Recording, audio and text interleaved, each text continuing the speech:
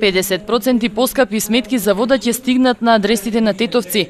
По бурна расправа советниците на денешната седница со само 13 гласа за го усвоија предлогот. Причините за поскапувањето, како што наведоа, е тоа што цената на комуналиите не била променета од 2001 година, а на водата од 2008. Сега со поставувањето на новите водомери и кредиторот КФБ банка налага поскапување. Според членот 68 за 04, член 6, параграф 9, знам се дека мора, ние сме последната јавна телевизија што во ниво во држава го менуваме промена на цените, да одиме според новата методологија на цената. Значи во новата методологија мора да превидиме фиксните, вариабилните трошоци, да стигнеме кај цените. Второто причина што ние сме дека е, ние како ЈКП, значи дека сме влезли во првата фаза на КФБ, пред финиш сме, скоро за 1 месец ние ќе бидеме комплетиза и мора да размислиме на втората фаза. Констативна КФБ дека на ЈКП ги исполни сите критериуми сега, освен само погашение на цените. Тие инсистира дека ако ние сакаме да влеземе во втората фаза, според тие бара 18 денари по кубик на вода. Ние сега сме отидли за 16 денари и сега може да речеме дека ЈКП сега ги исполни сите критериумите да влеземе во втората фаза. Тетовци со години мака мачат со водоснабдувањето.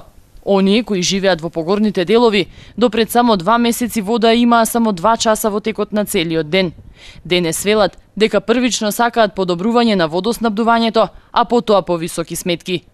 Очекуваме дека може некој преку жалби или нешто може да се пресмета, иначе вака не иде, богами. Секоја година рекува дека водата ќе биде присутна, ама околу 10 до 15 години ние се бавиме со потешкотиите на вода, меѓутоа ништо пак.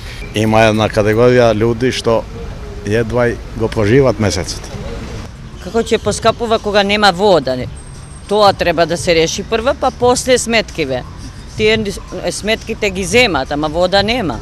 Како ќе плаќаме сметки? Плаќаме ние, ама уште ќе поскапат, уште полошо ќе биде, а вода нема никогаш.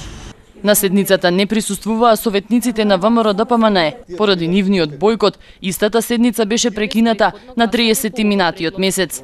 Закажата седница пред месец дена, истите точки денеска се на дневен ред и мислам дека се уреди и ќе поминат точки. Имаме информација дека советниците од ВМРО ДПМНЕ нема да присуствуваат на седницата. Зошто?